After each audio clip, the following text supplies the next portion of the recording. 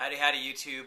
It's late on Mother's Day, so happy Mother's Day to those of you who see this that are moms and stepmoms, because you're also mothers too. But the reason why we are posting this particular video, this is going to be a milestone for us. We talked about having a segment on our channel called Ask Jen and Dan. And what that is, it's kind of like, hey, I've got this, kind of like an Ann Landers type deal. I've got this problem. Can you help? And to the best of our ability, we're going to help. We'll answer that. So whether you get a hold of us via email, Facebook, on YouTube, on LinkedIn, wherever you're going to ask the question, go ahead and ask the question, and we'll do the best we can within about 72 hours to answer the question for you and then post it to the different media sites that we can. So we got our first one. Our website has been up. Our channel's been up for about 3 weeks right now. We've got some pretty good following. We want to tell each and every one of you thank you for subscribing and going to thumbs up and stuff on the different videos. But so the first one we got, we're going to answer it anonymously, by the way. We're not going to tell who posted it, but I got one to my channel that on Facebook that says, I have a friend who was just lamenting about how hard raising kids together in a blended home could be on their marriage, and how they secretly long for the day when it'll just be the two of them when the kids grow up and move out. Maybe you can do that topic maybe to your videos if you haven't yet. So that is actually an excellent question. That's something that Jennifer and I actually have to deal with in our marriage, because I had 3 kids prior to Jen joining the family. With her, it was add ring, instant family. And she went from being by herself, one person with her roommate, Levon, to bam, now she's got 5 people in the house, and Levon ended up moving out. And that was an adjustment. That was a big adjustment, especially in 2013 when we got married legally for the first time. And the kids ended up moving in. It was tough. It was very tough. And even to this day, it can be tough. But there are things that we have done to lessen the impact, I should say, and mitigate the damage that could be caused by allowing kids to go between the relationship. So I'm going to let Jen go ahead and take some of this, because especially from a standpoint of a step-parent, especially for the disciplinary actions is on that end, because that can cause major problems. And what I mean by that is not my particular situation. I do know other situations where a step-parent stepped in and was trying to discipline kids and ended up having the cops called on them because they were physically disciplining children without the consent of either birth parent. And it wasn't physical, like, I'm going to spank the kid. It was physical abuse. So that's the line you never want to cross, whether it's your biological parents or not. So, Jen, what do you think about having to deal with this kind of stuff, especially being a stepmom on Mother's Day? Basically, my take is that if you're not the birth parent, you really shouldn't be disciplining, like spanking for that matter, because spanking is kind of cut and dry, like not cut and dry, but it's kind of a gray area. Whether parents spank their kids these days, but when I was raised, it was all about spanking. Of course, they get to a certain age, you're not going to do that anyway. But I'm not sure how people believe spanking. But if you're not the birth parent, you honestly, in my opinion, have no right to be putting your hands on the kids. As much as you love them as your own, it's just something that I believe that you shouldn't be crossing.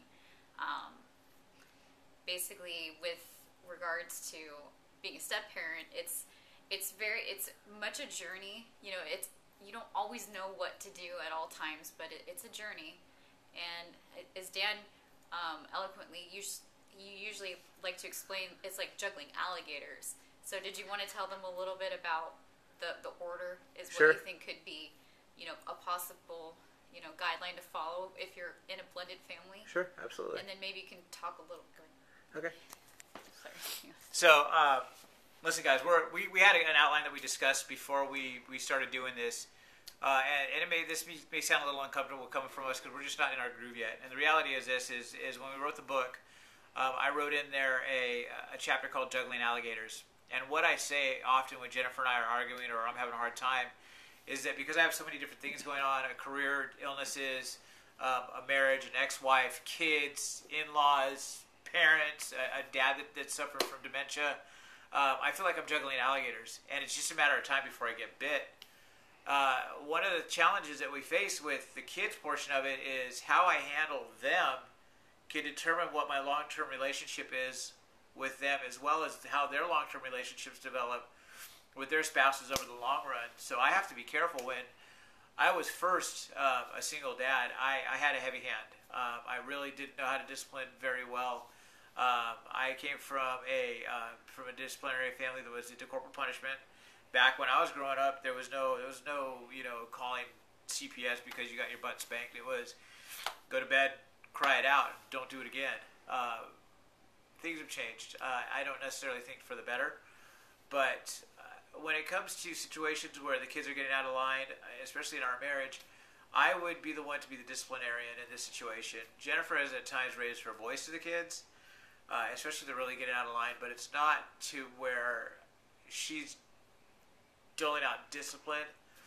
I did something very unfair to her at the very beginning of our wedding, or of our marriage. I went back to work in the car business very early on in our marriage. We got married in July. By September, I was back in the car business. And it was opening a new Toyota dealership in the Bay Area, San Francisco Bay Area. So I was gone 12, 14, 16 hours a day.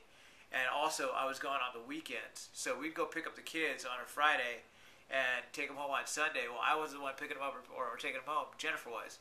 And I wasn't the one that was with them at all. I would leave at 5 o'clock in the morning, get home at 9 o'clock at night, because it was the busy days in the dealership. So I left her to be both mom and dad as a step-parent.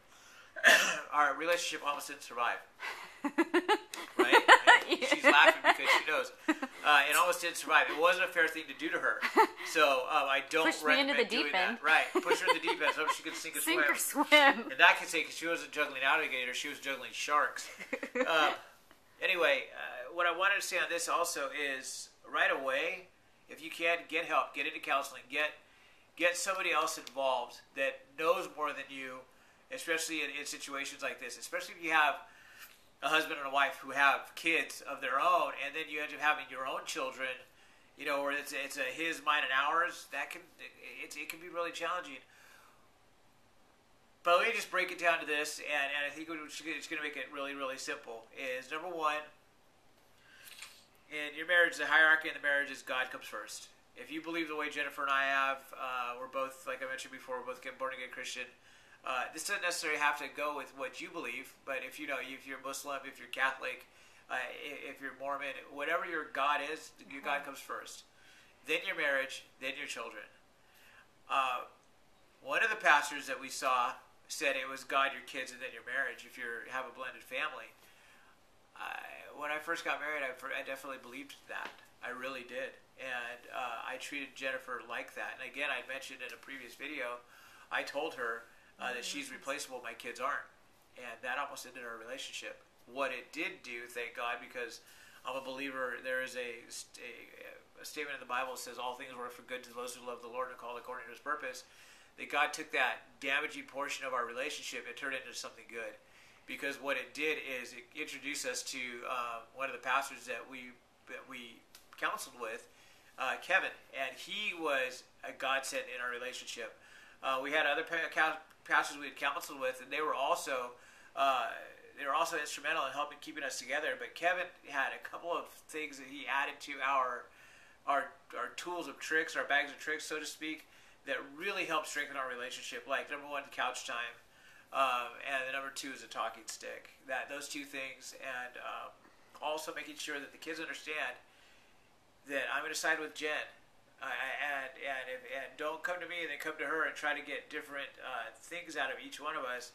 But if I say no and Jen says no, it's no. And if your mom says no, her biological mom says no, it's no. And if I say no and biological mom, it's going to be no. And we're all three of the parents are on that same page. So it's God, your spouse, then your kids. And one of the other things I want to say, and then I'm pretty much done on my portion of this, is that your kids are going to be with you for a short time. If you intend to have a long-term marriage, which I intend to have with Jennifer, I'm 46 years old. If I live to 100, I have 44 more years or 54 more years to be with Jennifer. We've already been married for 7 of those years, legally. And we've been, this is for another time, we've actually been married since 2011, but the paperwork wasn't done properly in the Bahamas when we came back. So we didn't legally get married until 2013. But if I'm with Jennifer for 50 or 60 years, the kids are going to be out in the next 6 to 7 years. They're going to be out of the house. That gives me another, 40-something years to be with her. Why would I want to damage the relationship or not set the foundation of the relationship that would not be best to have a long-term relationship with my wife in that period of time? So my kids, and listen, each one of my kids can come on here and they know that I love them, and they know that I care for them, that I want the best for them, that I'll do anything I can to back them up, do anything I can to help them out, get them what they want. And Jennifer, the same thing. But Jennifer and I are united. And they know if Jen says no, it's no. If I say no, it's no. Even if I disagree with Jennifer, we'll go in the other room and we'll discuss it. And sometimes there's a change in the mind. Or I said no, and Jennifer's like, you really think that was a good idea? Okay, no, fine, it's a yes now, and vice versa. So again, for me, it's God, spouse, kids. Was it always easy to do it that way, though, for you? Even now, it's not easy to do it that way. Even now. Can you explain to some of our viewers how sometimes there's a little bit of guilt tied in with the divorce and trying to make sure your kids feel that they're never going to feel less than? I don't understand why my nose stuffs up right now, of all things. My nose just decided to stuff up. But I just think it's important if you talk about that as because I never went through a divorce. You did, and I know that you did bring in a little bit of that guilt. Not a little bit, a lot of it. A lot. So let me okay. Yeah, I'm glad you actually brought that up, because I do want to touch on that. One of the challenges I faced was my ex-wife left me, and she didn't do it in too kind of a way. I came home to an empty house with no Dear John letter after a 16-hour day of work. I didn't know it was going to happen. I just came home and boom, she was gone. And my kids at the time were 2, 3, 4, and 8. And it was devastating. I was raised that once you're together for life. And even though she and I were going through a really rough time at the time, I thought that we would get on the other side and have a stronger marriage as a result, because we've been through challenges in the past. That's not how it happened. So because of that, and because I worked a lot and left her home with the kids quite a bit, I had a lot of guilt around the fact that I blamed myself for the divorce.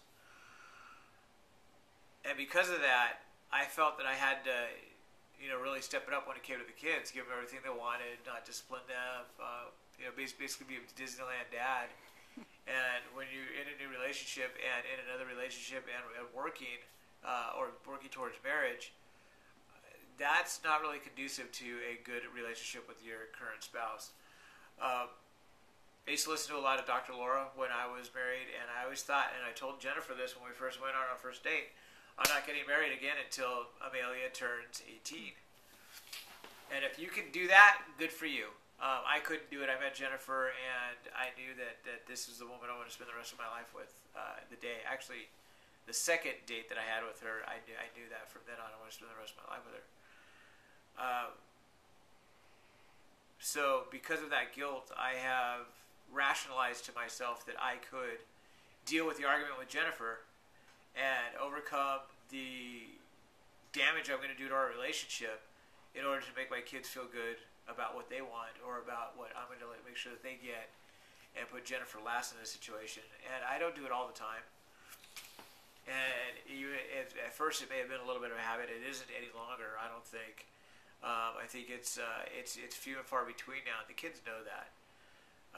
But on the flip side, this is something I do have to give Jennifer a lot of props. When it comes to all of the parental figures in my kid's life, the kids have the best relationship with Jennifer as far as level of respect, ability to talk to her. Yes, she is a parental figure in their life. Yes, she is a disciplinary figure in their life. But she's also somebody that has never broken their trust and has never hurt them the way that their mother and I have hurt them by the divorce. So Jennifer and I would have our arguments. There are times we fought in front of the kids, and the idea of a divorce, it sounds good. I don't want to deal with this crap anymore. But then I think about, in the long run, I don't want to be divorced from her, and I don't want to have to go through that pain again. I definitely don't want to put my kids through that pain again. But that guilt can creep up and really bite you in the butt when it comes to picking what's best for the family versus what's picking what's best for the kid's selfish ego or the kid's selfish needs. Because it's not always, it's not always the best thing for the kid that what they're asking. I don't know. Does that touch on what you think? Because you're nodding behind the camera. So that's for me. The last thing, again, I'm going to just reiterate: get help as quickly as possible. Really get help as quickly as possible. Get somebody into the relationship that you can trust. Now, just because you did get help doesn't mean it's the right person. Make sure the person that you're getting help from, that you gel with it, and what they're telling you is good sound advice.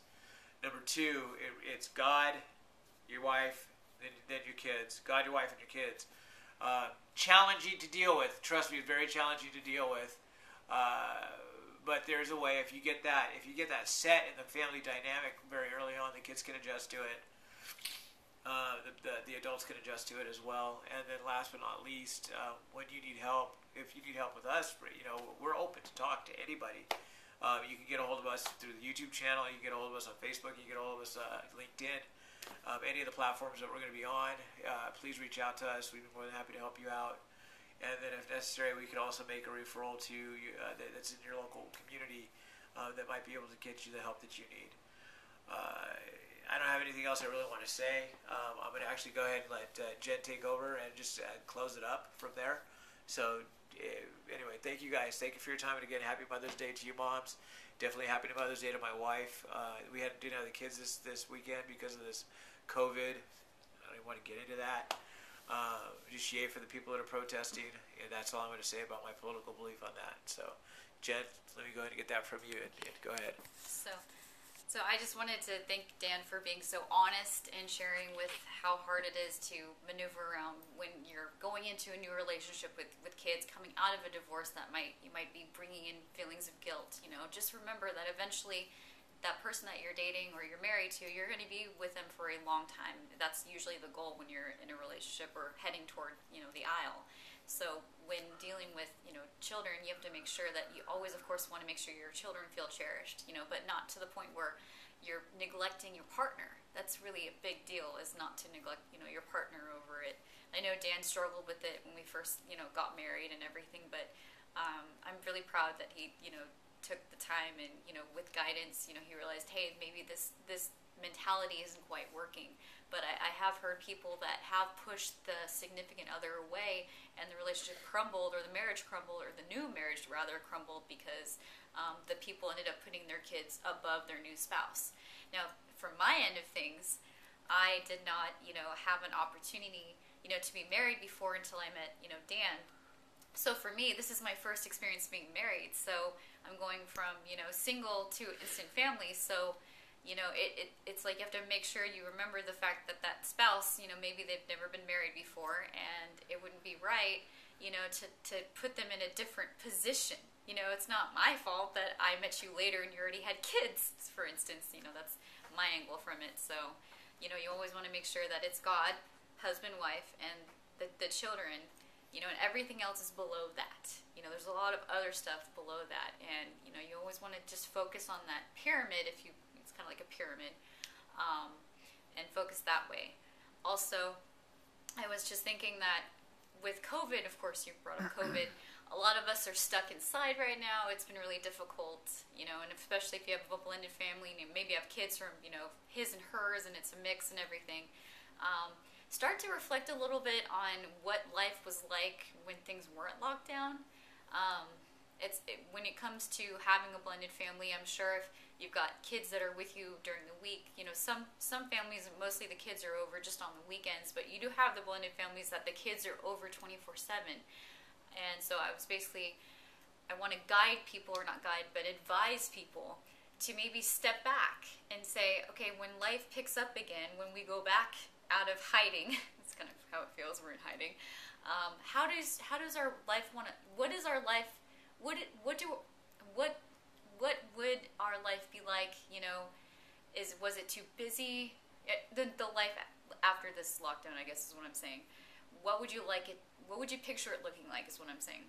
Did you want it to be just as hectic as it was before the lock-in? Were you juggling way too many, extra activities with the family? Were there too many sport things going on? Was there, too much running all over the place and so forth. And I just want to maybe bring that up because, you know, and especially as a, you know, a parent, you know, you always want to try to be the super parent. You know, you always want to say yes to everything. But sometimes if it ends up being what we call an energy vampire or a time bandit, you want to maybe rethink that, because if you're struggling to get through each day because there's just too much going on, maybe you and your husband, wife, you know, significant other, fiance, maybe it's Partner. time that you want to sit down and say, what are our boundaries going to be for a weekday? You know, is it going to be, you know, we're all making sure that we're home by a certain time to have dinner together? You know, maybe we should cut a few things out, you know, because it's good to want to make sure you have like an idea as to how you're going to connect with each other. Because if you just let the schedules run rampant, and I know a lot of families, whether they're blended or just standard families, have too much going on, and you end up creating rifts between each other, you know, maybe between the kids, and then between, you know, you and your spouse. And I just want to encourage that, you know, as we get back into the normal routine of things, make sure that you and your spouse carve out time that's just for you. Make sure that you say, hey, this night of the week, it could be once a week, you know, once a month, you name it. You know, it could be for a few hours or it could be all day. It's just going to be you and me, babe. We're going to go out and we're going to get ice cream. Our phones are going off and it's date night. You know, maybe finances aren't that great. Maybe it's just going to be a 99-cent McDonald's sundae, and you sit in the car and you drive somewhere, you park, and you just talk and you just reconnect. And a lot of, I think, couples sometimes forget that it's important to always tune in with each other.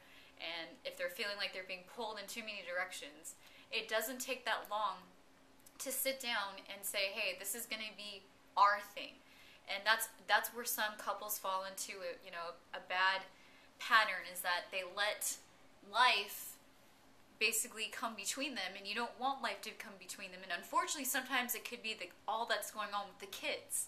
So it's just important to make sure that you connect with your partner, your spouse, so that when the kids do eventually leave, you already have things in common that keeps you bonded together. You know, you want to develop interests together. You want to maybe do hobbies together. It's okay to take time apart, you know, as individuals, but it's also make sure that you have something that's just for you two. If you don't have that just for you two thing, then it's a little scary, because you don't want to raise your kids and be all over the place, running here and there, and then all of a sudden they're 18 and they leave the house, and then you look at your partner and you're like, who is this person? What do we do now? What now? You know, be sure that you as a couple sit down and say, what are our goals going to be when the kids graduate from high school? What are our life's goals together? What do we want to accomplish? You know, if it's that beach house someday that you want to strive for, or you want to make sure you take a trip once a year to Europe. You know, you make something that's just special between the two of you, and you can't go wrong. So, I just wanted to throw that out there, because time sometimes does get the best of all of us. So, again, I encourage, everybody that might be saying, wow, being stuck at home with this lock-in, sucks, but it's kind of like, wow, we don't have all this running around to do. So just be sure that when you get back out there, that it's something that everybody is comfortable doing. So, and honestly, if you need to cut back with certain things, cut back with certain things, I think this culture is too much about doing everything, because if we do everything, then we'll get into good schools and so forth. So, Dan wanted to add something. No, actually, we're gonna close up with this. I wanted to sit here next to my wife to do this before we close. There's one thing that I think is really important, because the relationship needs to be had by all of us. It's too far down, Jen. By all of us. The relationships need to definitely be had by all of us. And what I mean by that is this. If you have your kids, especially if you're like us, we have the kids 2 weekends a month, and we have them like 6 weeks out of the year. Spend one-on-one time with your spouse during that time when you have them together. Yes. Why? Because they need to see they need to see the two of you together. That's right. They need to see you do it. Right, but then also make sure that you spend time to have dinner together. One time we were screwing up on not having dinner together. My oldest scolded me for it. Oh, as a family. Yeah, have dinner together as a family. But then also, if you're a parent that doesn't get to see your kids all the time, do some one-on-one things with each one of your kids when you have the opportunity during that weekend, or at least once during the month during that time. because you want to make sure each one of your kids feels cherished and make the time. And it doesn't have to be an hour thing, a 2-hour thing, a 3-hour thing. It could be a 10 to 15 minute thing. You'd be taking them out with you get to go get the mail, taking them to go take out the trash, take them to the grocery stores, take them to go pick up whatever, make dinner with them, whatever it's going to be, fold clothes, play Xbox, whatever it's going to be. Make sure you get some one-on-one time in there too. This has gone on long. It's almost 30 minutes already, but we just hope and pray that it works out for you. We really want to make sure that you please use this as a resource as much as possible. If you need to get a hold of us, send us an IM, put something in the comments so we can get a hold of you. Jen's email is jenvspirit, and that's Jen with 2 N's and V as in victory, spirit at yahoo.com. I can be reached at cutcommanddan@gmail.com. And eventually it's going to be a different email that you can send it to. But for now, just go ahead and send it to us if you have any questions, and we'll answer it to you honestly. Is there anything else you want to add? No. Okay, well, happy Mother's Day. Happy Mother's Day to you too, sexy lady. And thank you for watching the channel. Comment, like, subscribe. And I really want to thank you all for your support that you've given us on this channel. All right, see you later, YouTube. Woo-hoo.